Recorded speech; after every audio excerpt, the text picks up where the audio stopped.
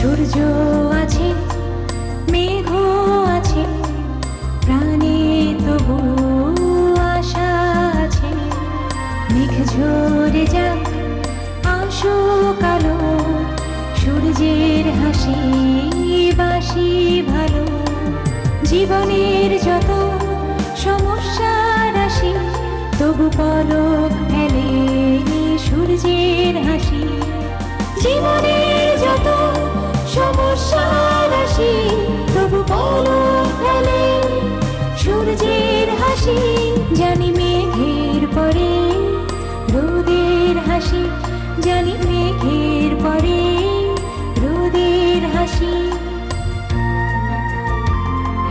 সজীব প্রাণের স্বপ্নে ভাসি, সুর তুলেছে আলো।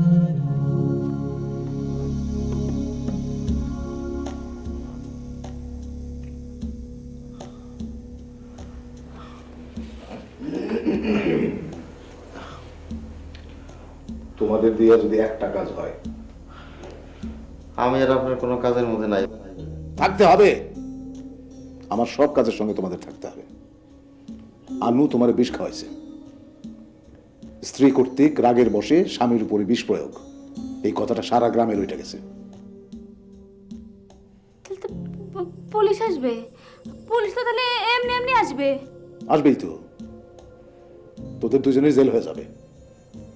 আনুর তো ফাঁসি হয়ে যেতে পারে। ইন্নালিল্লাহ। ফালতু কথা বলবেন না তো ভাইজান।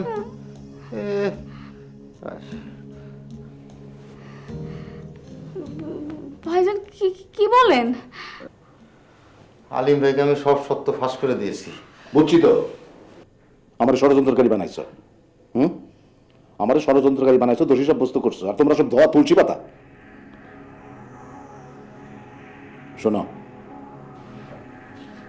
স্ত্রী কর্তৃক স্বামীর উপরে বিষ প্রয়োগ, এটাই ফাইনাল।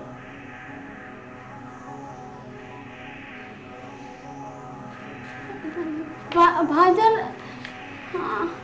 তাহলে আমার কি বলে ভাইজান, এত বড় শত্রুতা আমি আমার সাথে? আয় হায়।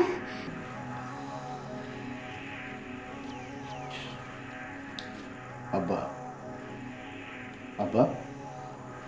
ও তুমি জি। আসো, বসো। কিছু বলবা? জি, আপনি আনুরে মাফ করে দেন আব্বা। অনুরে মাফ করার আবার কি হইল? সে কি অপরাধ করেছে? না মানে ওই রাগের বশে সে স্বামীর উপরে বিষ প্রয়োগ করেছে। মোতালেবের তো চাকরি নাই, ওএসডি, বুঝছেন না? এসব তুমি কি বলতেছো? জি। হ্যাঁ, তাহলে ওই আলিম যে বললো ওর ফুড পয়জনিং হয়েছে। না, আমি তো হাসপাতালে গেছিলাম, ডাক্তারের সঙ্গে কথা হয়েছে। এ তো সরকারবাদী মামলা হয়ে যাবে 309 ধারায়। তুমি এক কাজ করো, ওই দুইটারে এক্ষুনি বাড়ি থেকে বাইর করে দাও। না বা আমি বলি কি, আপনি আনুরে মাফ করে দেন। বাড়ির মান সম্মান আর থাকলো কই? ছি ছি ছি ছি। মানুষ কি বলবে? 2 দিন পরে তো এই পরিবারের উপর, এই পরিবারের মুখের উপর থুতু ছিটাবে। না বা আমি বলি কি, আনুর এইবারের মতো মাফ করে দেন। জি আব্বা।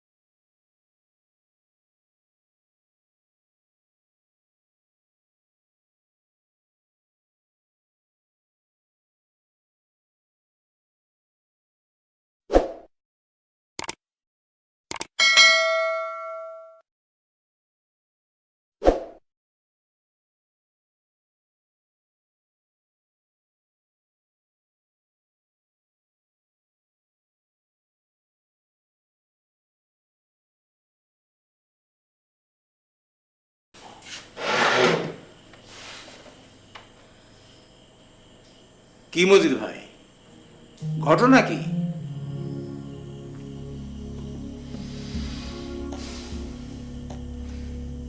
কি এক বিপদের মধ্যে পড়ছি কত! এই ছেলে পেলাগুলা তো আমার পাগল করে ছাড়ে। এটা তো খুবই দুঃখজনক। তো মেয়েটাকে বোঝেন না। আর আপনি নাকি খাওয়া দাওয়া ত্যাগ করেছেন।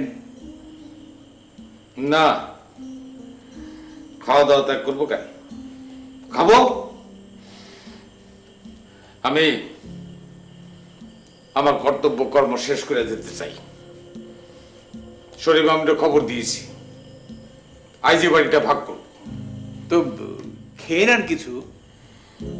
বাবা, বাবা চলেন খাবেন। হ্যাঁ, দেও বৌমা, খাবার দাও, খুব খিদা পাইছি। দত্ত, হ্যাঁ, তুমিও চলো।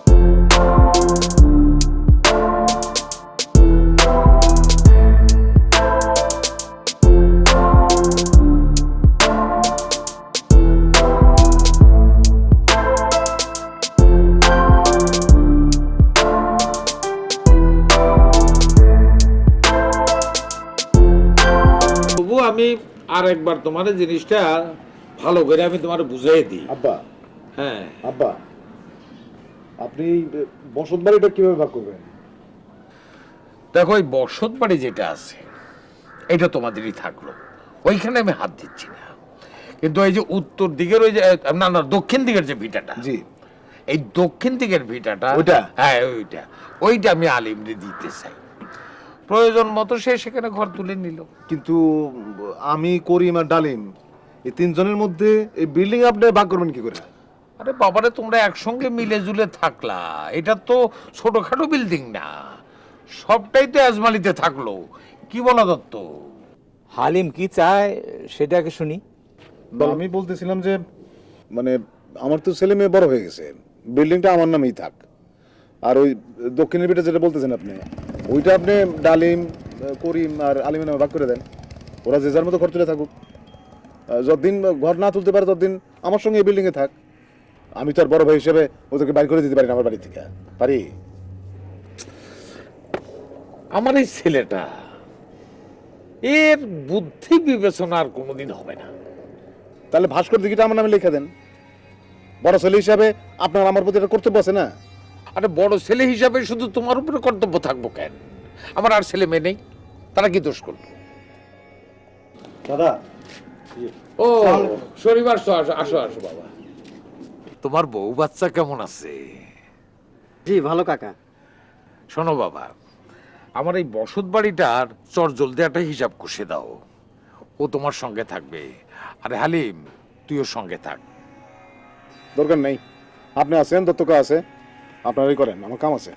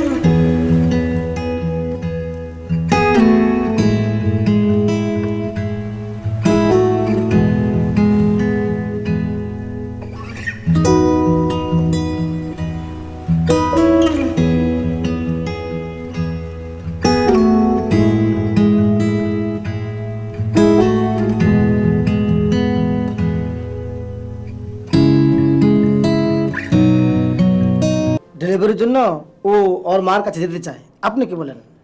যেতে পারে, আপনি ডেলিভারি এখানেই করান বা দেশের বাড়িতে করান, একই কথা। কিন্তু আমার পরামর্শ হলো ডেলিভারিটা যেন অবশ্যই হাসপাতালে করা হয়, কারণ হাসপাতালে ডেলিভারি হচ্ছে সবচেয়ে নিরাপদ। আমাদের বাড়ি খুব কাছেই সরকারি মা ও শিশু কল্যাণ কেন্দ্র আছে। তাহলে তার কোনো অসুবিধাই নেই। তাহলে আমরা আজকে উঠি।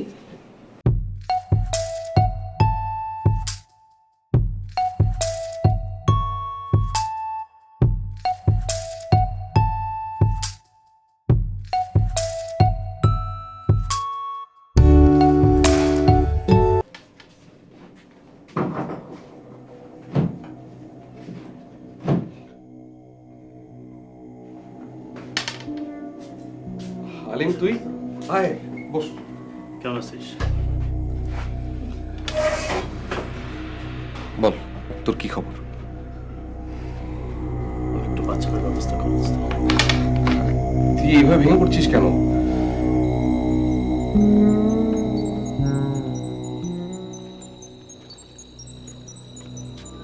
তাজুল ঘরে আছিস নাকি? আমি অ্যাডভোকেট হালিম। এমনি আসার লোক তো আপনি না, উদ্দেশ্য কি সেটা বলে। তবে পুরান কাজ আমি ছেড়ে দিছি, পোলার মাথা শুয়ে কসম খাইছি, ওই পথে আর হাঁটবো না। এনে এখানে 10,000 টাকা সেটা রাখ, বাকি টাকা কাজ শেষ হয়ে যাওয়ার পরে নে। আপনার কাছে টাকা কে চাইছে? টাকা লাগবে না তোর? লাগবো কিনা? নে ধর। বায়না লমুরে বউ?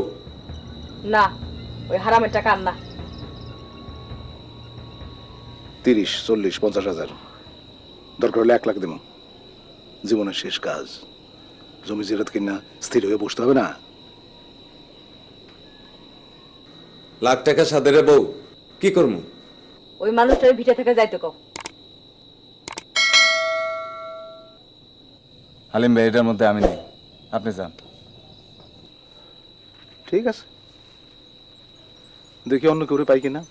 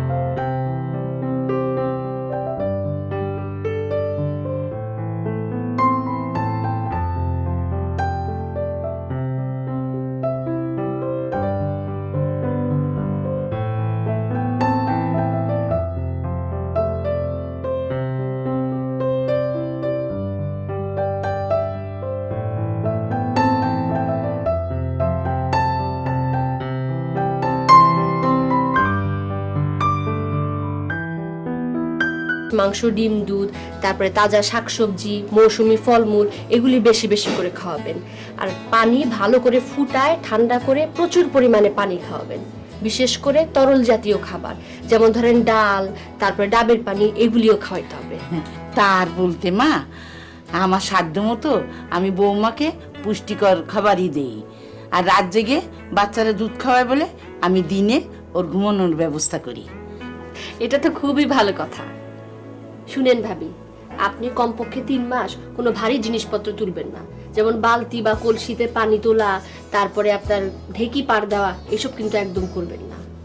আরেকটা কথা চাচি, বাচ্চা জন্মের প্রথম মাসটা কিন্তু খুব খেয়াল রাখতে হবে। আচ্ছা, ওর নাভির অবস্থা কি একটু দেখি তো। হাসপাতাল থেকে বলছে নাভিটা শুকনা ঝরঝরে পরিষ্কার রাখতে, আর পাউডার আর তেল এইসব দিতে মানা করছে। আমি সেই রকমই রাখছি, কিচ্ছু দিই নাই। নাভিও তো প্রায় শুকাই গেছে। চাচি, আপনি তো দেখি আপনার নাতির পুরোপুরি যত্ন করতেছেন। আমার নাতনির দেখাশোনার এই দায়িত্ব তো আমারই। আর সব তো ঠিকই আছে। এখন 14 দিন পরে মাকে ভিটামিন এ ক্যাপসুল খাওয়াতে হবে, আর মা আর বাচ্চা দুজনের সবগুলা টিকা দেয়া লাগবে। ভাই, আপনি কিন্তু অবশ্যই 14 দিন পরে আপনার স্ত্রী আর বাচ্চাকে নিয়ে আসবেন এখানে। হ্যাঁ, আচ্ছা আসি তাহলে এখন। আচ্ছা।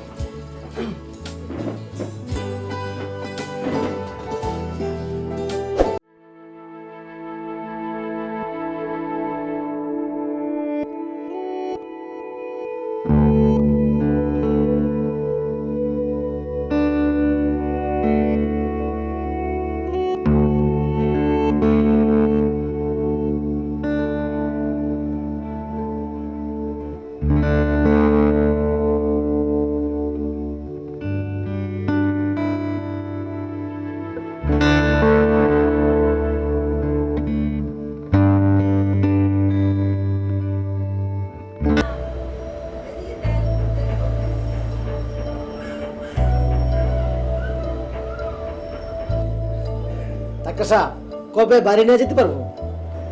2-3 দিন পরেই নিয়ে যেতে পারবেন, কোনো অসুবিধা নেই। তবে বাড়িতে নিয়ে যাওয়ার পর কয়েকটা দিন শুকনো, নরম এবং পরিষ্কার কাপড় দিয়ে বাচ্চাকে খুব ভালোভাবে জড়িয়ে রাখবেন, তাতে বাচ্চার শরীরটা গরম থাকবে। আর একটা কথা, বাড়িতে নিয়ে যাওয়ার পর সাথে সাথে কিন্তু গোসল টোসল করাবেন না। হ্যাঁ, 3 দিনের মধ্যে কোনো রকম গোসল না, মনে থাকে যেন। ভাবি, বাচ্চাকে দুধ খাওয়ান। মায়ের প্রথম দুধ হচ্ছে শাল দুধ, আর এই শাল দুধ মায়ের বুকে 3 দিন পর্যন্ত থাকে, এটা অবশ্যই খাওয়াবেন। আর এই শাল দুধ খাওয়ালে শিশুর রোগ প্রতিরোধ ক্ষমতা বাড়ে, ঠিক আছে? আর একটা কথা, বাচ্চাকে 6 মাস পর্যন্ত অবশ্যই মায়ের বুকের দুধ খাওয়াবেন, অন্য কোনো কিছু খাওয়াবেন না, এমনকি পানিও না, মনে থাকবে? জি আচ্ছা ডাক্তার সাহেব।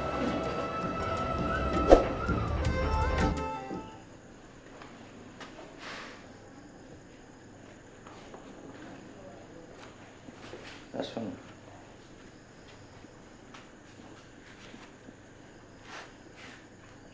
আব্বা, আব্বা, আব্বা। কে? জি আব্বা।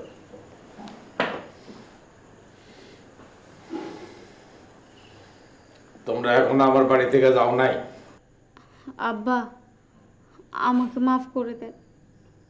তুই যে অপরাধ করছস সেটা মাফ করার মতো না। স্বামীরে বিষ দিয়া মারতে চাওয়া, এই যে কত বড় নাফরমানি কাজ। আব্বা, আমি তো ওকে মারার জন্য বিষ দিই নেই। তাইলে আপনি কারে বিষ দিয়ে মারতে চাইছিলেন?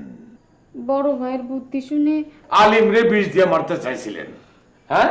আর সেই আলিম উল্টা কথা বলল। আব্বা, ওই বড় ভাই তো সব নষ্ট করে আব্বা। আব্বা, আমরা এই কাজের মধ্যে নাই, আপনি আমাদের একটা সুযোগ দেন, লাস্ট চান্স আব্বা। পা ছাড়ো, আব্বা, পা ছাড়ো বলতেছি। আব্বা, তোমরা যে অপরাধ করছো এটা ক্ষমার অযোগ্য। আব্বা, আপনি আমাদের মাফ করেন। আল্লাহর কাছে পর্যন্ত ক্ষমা ছিল, আল্লাহ মাফ করে দেয়, আর আপনি আমাদের মাফ করবেন আব্বা। আব্বা, একবার মুখ ফুটে বলেন মাফ করছেন। পা ছাড়ো, তাই না?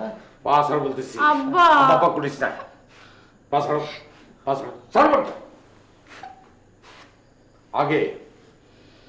আগে আমি তোমাদের আচার আচরণ দেখি, তার আগে আমি তোমাদের মাফ করলাম না। আচার আচরণ ভালো হইলে আমি মাফ করতেও পারি, সেটা আমি বিবেচনা করে দেখবো। আর যাও। আসসালামু আলাইকুম।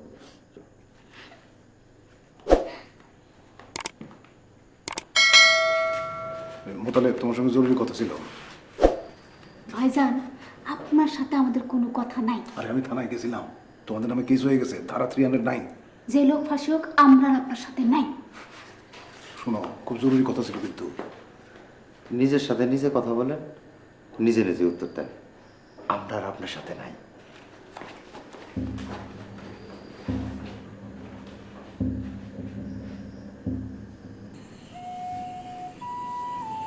আপনি 2 দিন পর ঢাকায় যান কেন? একটু কাজ আছে। কি কাজ? পরে বলবো। আপনি আমাকে এখনো আপন ভাবতে পারছেন না। তা না ব্যাপারটা। আপনি আমার কাছে কি যেন লুকাচ্ছেন আলিম ভাই। আরে না না, কিছুই লুকাচ্ছি না। সত্যি করে একটা কথা বলেন তো, বলো। আপনি আমাকে পছন্দ করেন? আপনি আমাকে বিয়ে করতে চান?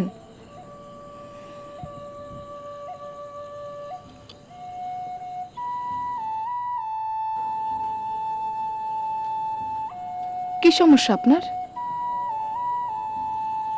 একটু সমস্যা আছে।